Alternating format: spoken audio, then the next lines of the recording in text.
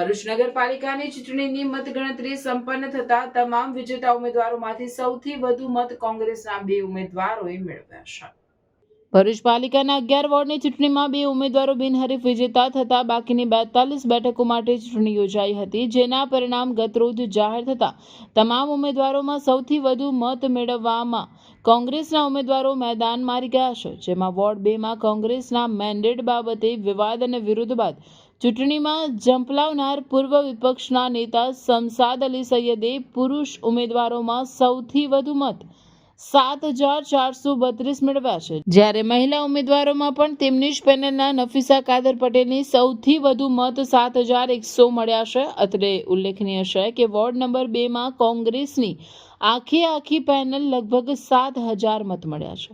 બીજી બાજુ 29 બેઠક જીતનાર ભાજપમાં સૌથી વધુ મત વોર્ડ નંબર 7ના ભાજપના ઉમેદવારોને મળ્યા છે, જેમાં ભાજપના પુરુષ ઉમેદવારોમાં ચેતન રાણાને 4,761, જ્યારે મહિલા ઉમેદવાર ઉપાસના સોલંકીને 4,656 મત મળ્યા છે.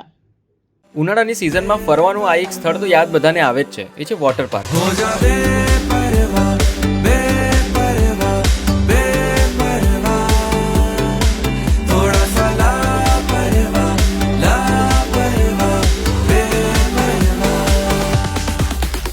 એક્વા બ્લુ વોટર પાર્ક જે ભરૂચથી વડોદરા જતા વચ્ચે કરજણ પાસે ઇન્ડિયન ઓઇલના પેટ્રોલ પંપ અને ગોવર્ધન હોટલની એક્ઝેક્ટ બાજુમાં મેઇન હાઈવે ટચ જ આવેલો છે. આ વોટર પાર્કની ખાસ વાત એ છે, એટલી મોટી આંબાવાડી છે આરામ કરવા માટે. આ બાજુની સાઈડ વોટર પાર્કમાં નાના છોકરાઓ એન્જોય કરે છે અને એમના જે પેરેન્ટ્સ છે ને તે આ બાજુની સાઈડ આરામ કરે છે આંબાવાડીની નીચે.